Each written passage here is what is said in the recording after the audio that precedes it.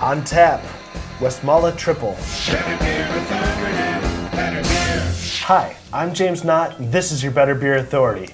Again, we have two special guests, Randy Schiltz and Jason Roper from Rivertown Brewing Company. Thanks for coming and helping out. Thanks for having us. We also have this other guy over here, whatever. Today we are talking about Westmalle Trappist Ale Triple from the Trappist Abbey of Westmalle in Westmalle, Belgium. This brewery originally brewed beer for the monks in 1836, and they started selling to the public in the 1870s. That's a long time ago. It is one of only 7 Trappist breweries in the world, which means that the beer is brewed within the walls of a Trappist abbey under the control of monks. This beer is a triple. Beer writer Michael Jackson calls it the classic example of the style.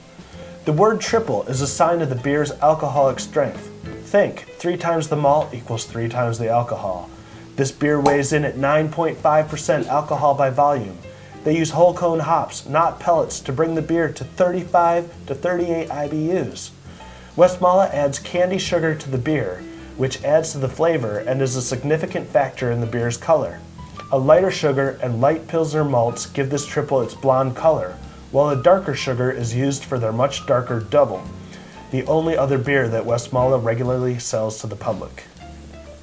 Adam, what kind of aromas are you pulling out of this? You know, if I were to describe it just really simply, I get sweet apricot, lemon, spice. That's what I get. I mean, you get like a kind of an apricot kind of smell to it with a little bit of citric, and you get some spice, kind of like a peppery, you know, real nice aroma to it, I think.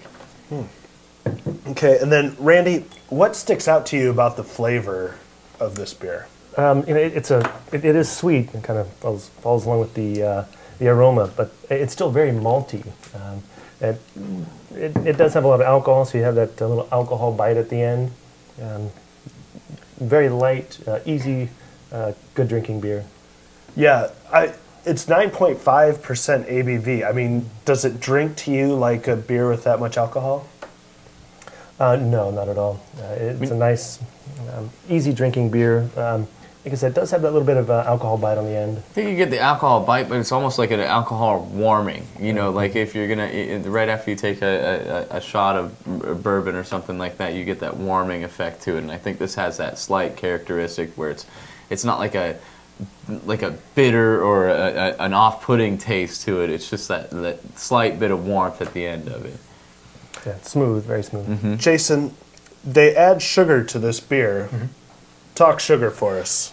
Well, in Belgium, it's not uncommon practice to add sugar to a beer. Generally, they'll add sugar anywhere from 10 to 30%. Number one, it boosts alcohol. The yeast can break it down a lot quicker. It will definitely boost it up, but it also adds to some of the phenols that the yeast naturally produce, where you get some of the bubble gum. You'll get some nice. Normally, under normal conditions, you get really malty results, but this kind of helps dry it out. The difference between a triple and a Belgian Golden Strong is how smooth and crisp and dry they are. A triple is definitely on the drier side. A Belgian Golden will have bigger body, more malt characteristic than a triple. And that's probably why they boost the sugars in this beer, in particularly higher than they would with a Belgian Golden Strong. Okay.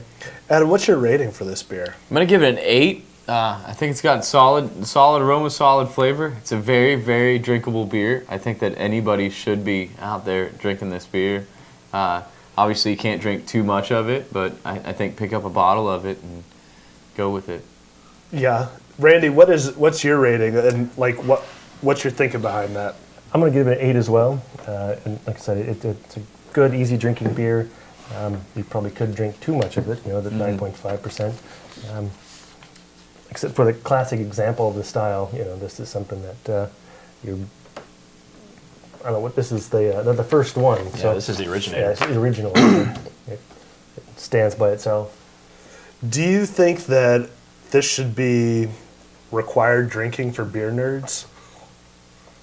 Oh, this should be in your. Yeah. I mean, right Right after Rivertown Brewing. Absolutely. Well, of course. So After that goes without Rivertown saying. Brewers, Yeah, then Westmalle.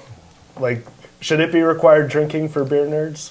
Oh, absolutely. Definitely, yeah. Especially seeing that this is the example of the style and the the beginning of the style. This is something that you should be able to gauge all triples to.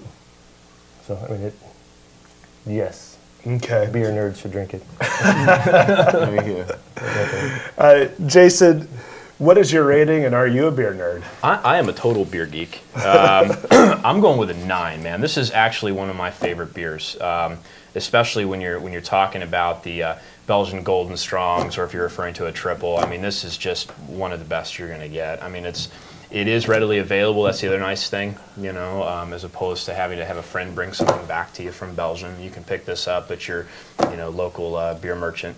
But it's something that should be in everybody's closet. I mean, it's definitely a go-to. If somebody asks me, hey, I've never had a triple, this would be the beer I'd grab. Highly, Okay. highly recommend it. I go with a 9. Awesome. Well, Westmalle Tripel gets an 8.3 on the BBA scale. What is your favorite Belgian triple? Have you tried their double? Which do you prefer? Let us know in the comments section. Thanks for watching. I'm James Knott, and this is your Better Beer Authority. Better Beer Authority, Better Beer Authority.